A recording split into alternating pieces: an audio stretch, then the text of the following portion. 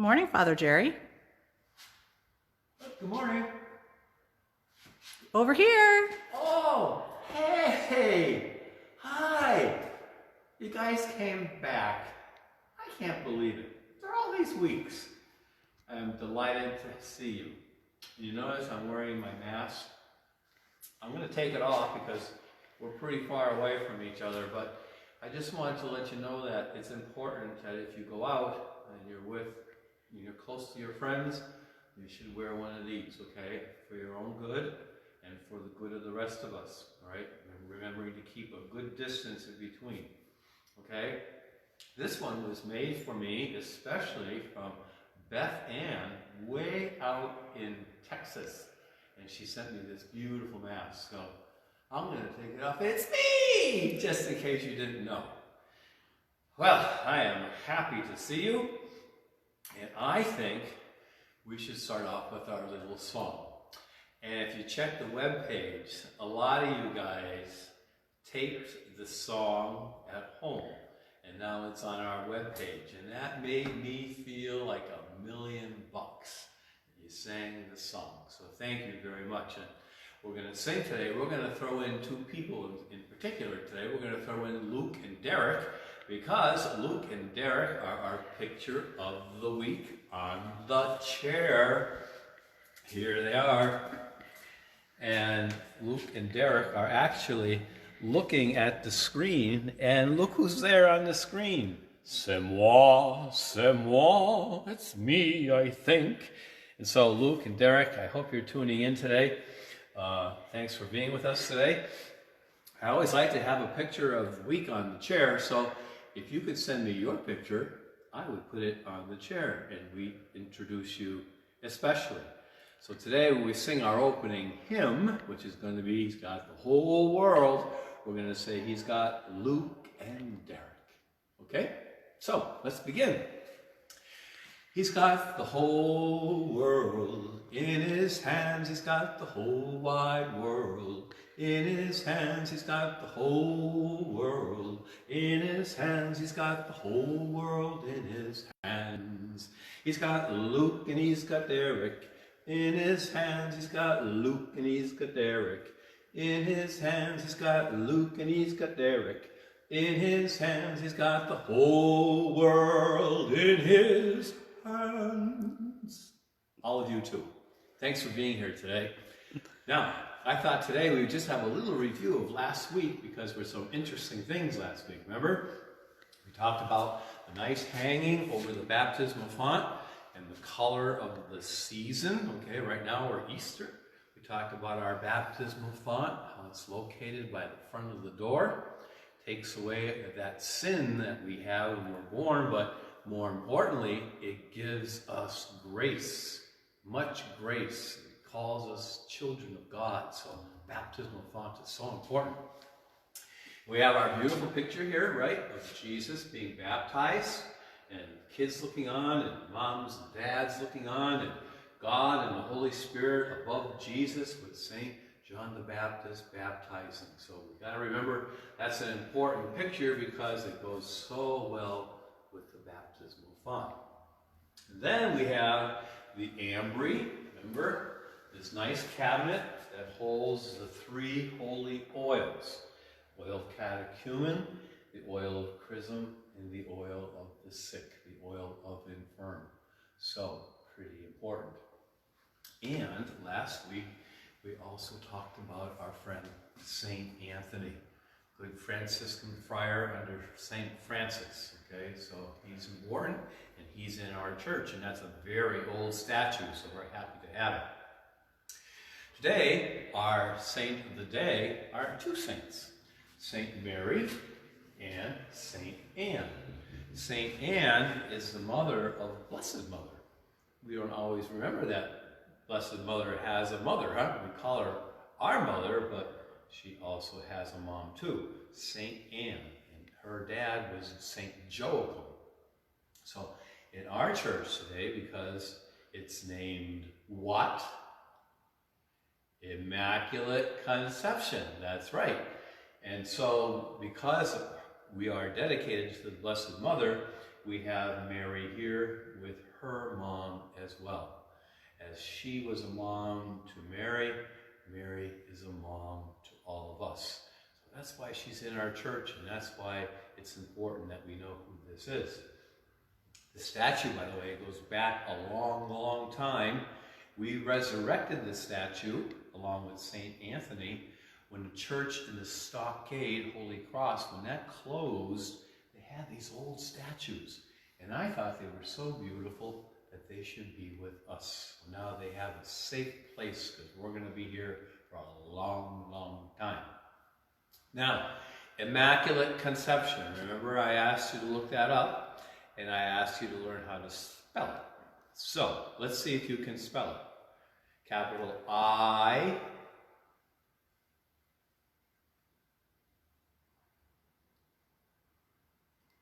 Immaculate, you got that right. And conception, remember, begins with capital C.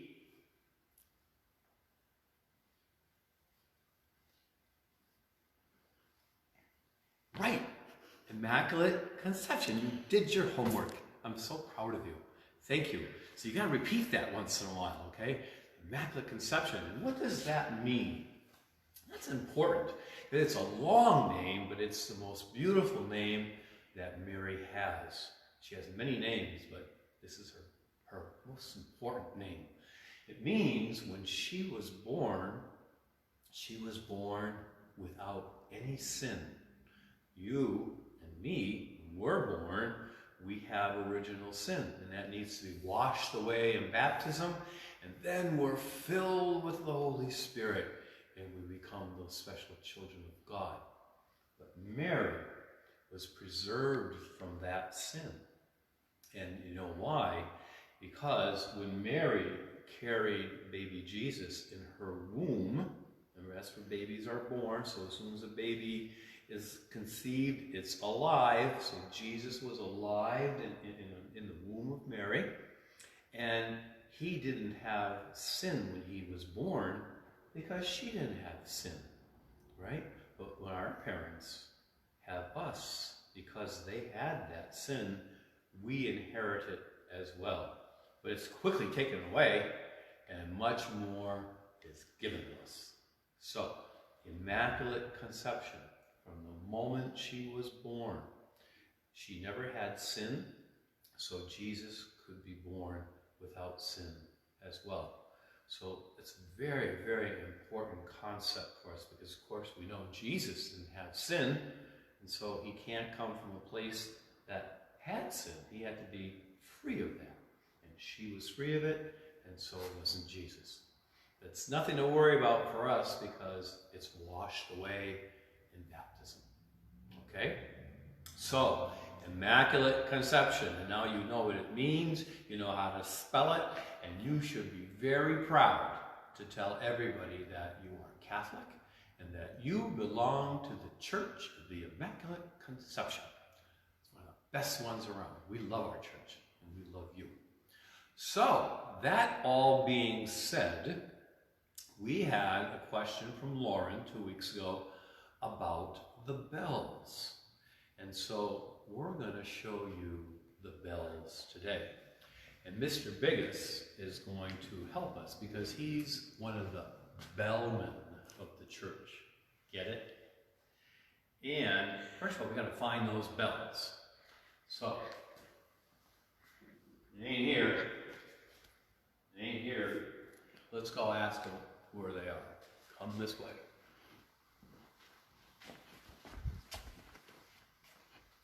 Notice how pretty the church looks? Still decorated for Easter because we're still in the Easter season. And on the way over to see Mr. Bigos, two important things. Remember, on our first meeting, or second meeting, I forgot, we had the big candle. What's it called, that big candle? The Easter candle, or, that's right, the Paschal candle. You guys are amazing. You guys are amazing. I think your parents might be helping you out over here. I don't know. But anyway, you see it's still burning. And it burns in the church to remind us that Jesus is the light of the world. Okay? And during this time of COVID-19, which is keeping us all home and keeping us kind of confined, we have a special candle that's burning. And this candle burns 7 days a week, 24 hours a day. And it's a reminder. It says here, this candle is burning for the intentions of the members of the Church of the Immaculate Conception Parish family and for the intentions in this basket. And look at how many intentions are in this basket. People keep putting them in. And if you want your special prayer in this basket, just send a little note on our webpage to Mrs. Goss, and she's pretty good at this stuff. She'll put it right in this basket. So every morning at Mass and at prayer, we say, oh, Jesus, hear these prayers, hear these intentions, and help these people. So there you go, all right? So we always want to pray for our brothers and sisters, especially for the sick, especially our first responders, our doctors, our nurses, our bus drivers, our mail carriers. So many people we need to be thankful for. And even those people who still cook dinner for us, huh? Or at Marcella's, you can go there anytime, right? And get a good dinner. Take it home, safe. So, let's find Mr. Bigos. Oh, Mr. Bigos! Mr. Bigos, are you in the house of the Lord? Mr. Bigos. Oh, Mr. Bigos. Is someone calling me? Yes, we are, Mr. Bigos. Look who I got. Oh, Father Dick. Oh, hi, Mrs. Goss. Hi, everybody. How are you guys? It's so good to be here. This is Mr. Bigos, and he is a great help to me and a great help to our church. And you know what? He knows about everything. Whenever there's a problem, Mr. Bigos, we call him, and he comes and helps. Sometimes I cause the problem, then I can fix it. That's even better. Well, that's good, as long as you can fix it. Right. So, Mr. Bigos, we'd like to know more about the bells. Okay, that's great. First, I'd like to say hello to all of the altar servers who I haven't seen in such a long time. Lauren, thank you for asking about the bells. I'm sure you're watching with your mom and Marion. I'm sure Nathaniel and Juliana are on. Hi, Nathaniel. Hi, Juliana. Kate and Josh probably are watching, maybe taking a little break from their studies to watch the show. But then they'll get back to studies after that. Jason, I bet. Jason, how are you, Jason? I know you're watching for sure. And I'll bet Mattingly and Allie and JP are on. And Mattingly, I don't know if you know, Mattingly is one of our more experienced servers, and she recently became a reader. And if you watch the stream on Sunday, you notice that Mattingly and her mom were the two readers on Sunday. So they did a great job. So hello to everybody, all you other altar servers. I can't wait to see you guys back in church at some point in the future. So now about the bells. But before we get into the details of the bells, I have a little question for you. Does anybody know when we first heard the bells here in church? Mrs. Goss, put your hand down. You know, I know you know the answer. Mrs. Goss knows the answer. She knows that, yes, she does. And I know Father Jerry knows the answer because it's a very important time for him. If you remember a couple of weeks ago when he talked about his family, his mother, Juliet, passed away in September. Oh, there's the bells. There they are. Thank you, Juliet. Hi, Mom. So Juliet passed away in September of 2009, and in late December of 2009, we installed our bell system. And in fact, we had the installer working on the morning of Christmas Eve, 2009, so that we could play the bells for the first time on Christmas, at Christmas Eve Mass. Oh. Yeah, so the next time you, and the bells were installed in memory of Juliet, so that's why we call them Juliet's bells. And the next time you hear the bells ring, why don't you say a little thank you, a little prayer thank you to Juliet in heaven, thanking her for the bells and thanking her for Father Jerry too. Oh, that's great. Thank you, Mr. Bigos. You're welcome. So, about bells. Now, Father Jerry likes to give you homework assignments. I'm going to give you a little homework assignment too. When we get done with this, Google, with your parents' help, Google a carillon. That's Carillon. A carillon is a series of bells, usually installed in a bell tower or a belfry, which is usually very tall, and it's installed on the roof of the church. And it's typically in older churches. Well, our church is not an older church, and of course, if you've taken a look at the roof, we don't have a belfry, we don't have a bell tower up there. But the next time you come to church, before you walk in, take a look up at the roof, and you'll see that there are speakers. There are 3 speakers on the north roof and 3 speakers on the south roof, and that's where our bell sound comes from. And another interesting thing about a carillon, which I didn't know until I Googled it earlier today, there are typically 23 bells in a carillon. Now, 23, we heard that number a couple of weeks ago too. Who remembers what significance 23 has? Well, I'll bet most of you do, because 23 is the house that Father Jerry lived in Massachusetts. Right. And 23 bells are in a carillon. But what I bet you didn't know is I lived at a house 23 growing up in New Jersey. Oh, we used to wave to each other. Right. Hi, Tom. And Mrs. Goss tells me that tomorrow she will be 23 years old.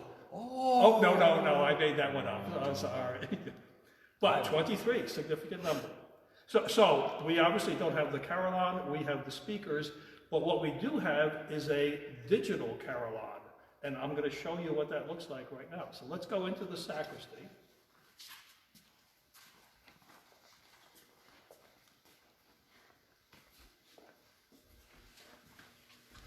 What's it called, Mr. Bigos? So this is Father Jerry's sacristy. And a sacristy, it says clergy, but we actually call it Father Jerry's sacristy.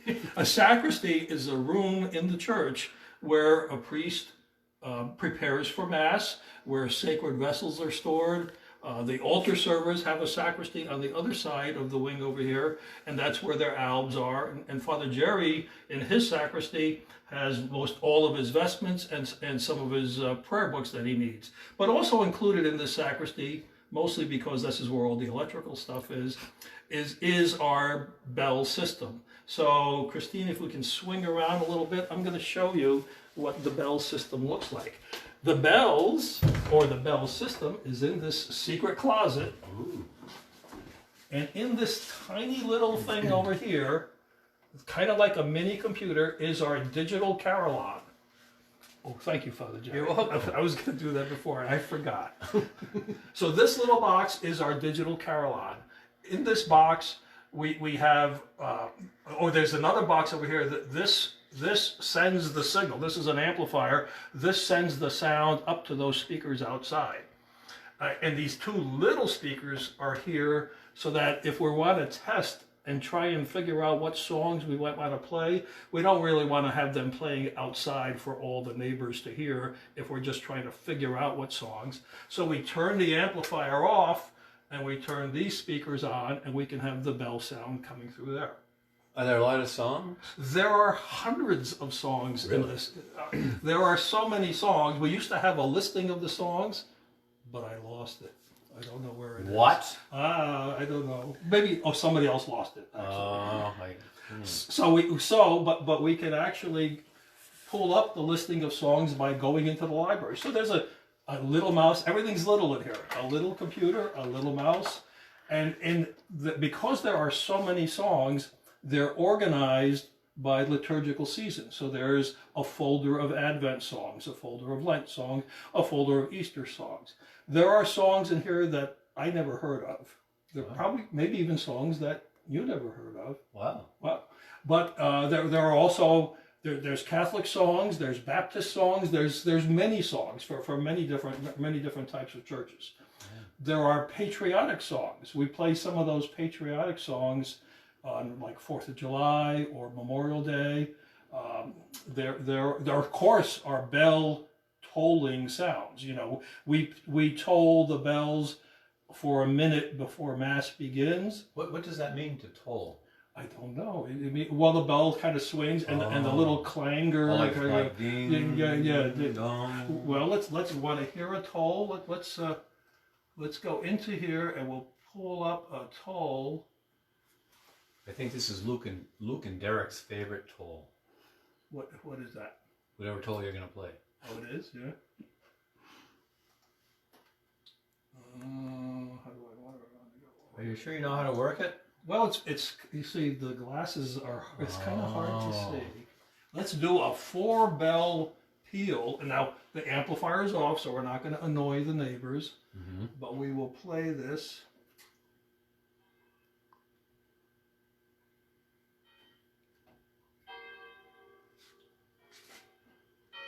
So, and usually the bells start quiet and then they get a little louder. And so these are 4 bells.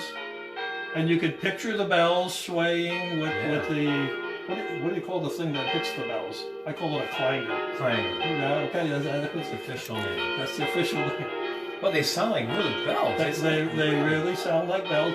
And if I had this on, it's like somebody, the Hunchback of Notre Dame, pulling the rope to ring the bells. And I could stop the bells. And even when I stop the bells, they start nice gradually, and they end gradually. So even with the hundreds of songs, there's probably hundreds of different kind of tolls, or bell tolls, not parkway tolls or anything. Oh, okay.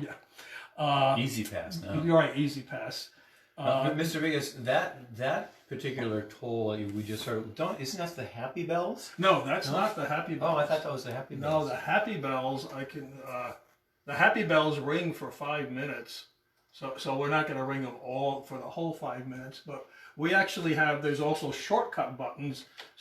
And we have this tiny little remote. It's kind of like a remote, but it has only 8 buttons on here. And one of the buttons has been coded to ring the Happy Bells. So if I push that button over here,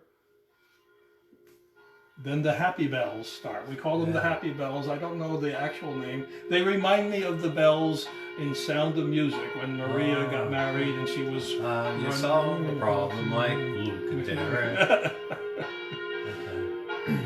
So those are happy. Everybody's happy, celebrating.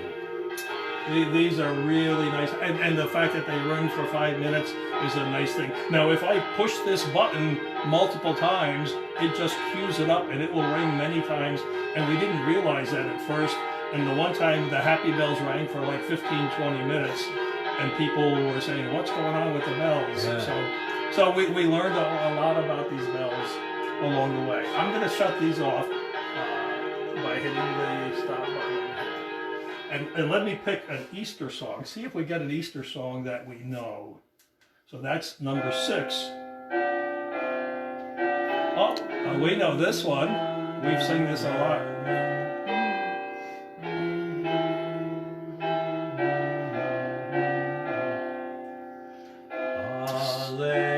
Hallelujah, sing to Jesus, is the scepter, is the throne. All right, that's enough of that. Okay. That was great. We also there are trumpet and harp sounds, which we don't usually use, but we don't have to sit here and push the buttons to make these play. We can schedule these in advance, and so every day at noontime and 6 o'clock we ring the Angelus bells. And you can explain maybe better than I can, for sure better than I can, what the Angelus. The Angelus calls us to prayer at the end of the day, and it's usually praying to Blessed Mother, thanking her for watching over us. So we have the Angelus every morning and every night. That's how we close our day. But another thing I wanted to mention too, Mr. Bigos, those are the Happy Bells we have, but sometimes when we come to church, it's for kind of a sad thing. Yes, and we have that in here in this remote too. We call that our funeral toll, and when we ring that, sometimes we're not always happy, right? This is more of a sad bell.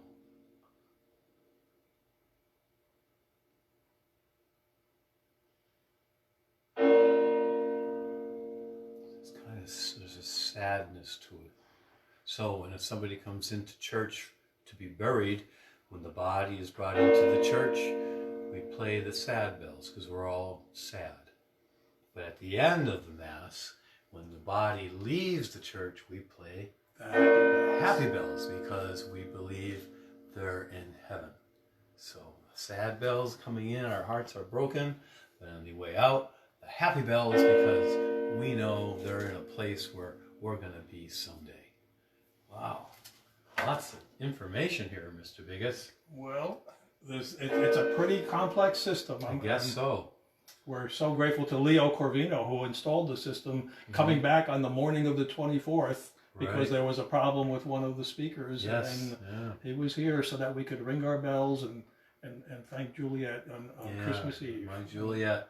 So, Mr. Bigos, the next time we come to Mass, we'll probably hear the bells before church starts. For sure you will, 1 Okay. minute ahead of time. If you hear the bells and you're still in your car, you know what that means? You're running a little late. Late. Let's see, who would that be? So, okay. Well, that was great. What a surprise to know all this stuff. Well, and thank you, Lauren, for asking the question. That was really And great. if anybody has a question, just let us know, and don't forget your pictures, and maybe we can answer any question you have. If I can't, you the man. You know what I have to always remember? Whenever I do this testing, I tend to forget to put the amplifier back on. And then Fran in the office will call me and say, how come the quarter-hour Westminster chimes aren't ringing? I said, oh. So I pushed that button to turn it back on because we're about a couple of minutes away from the 11:30. Wow. So we don't want to miss that on our outside speakers. Wow, okay. Well, I think that's a bit for today, right? We did a lot today. Thank you very much, Mr. Bigos. You're welcome. There you go. And it was great. Mrs. Goss, thanks a lot for helping us with all this.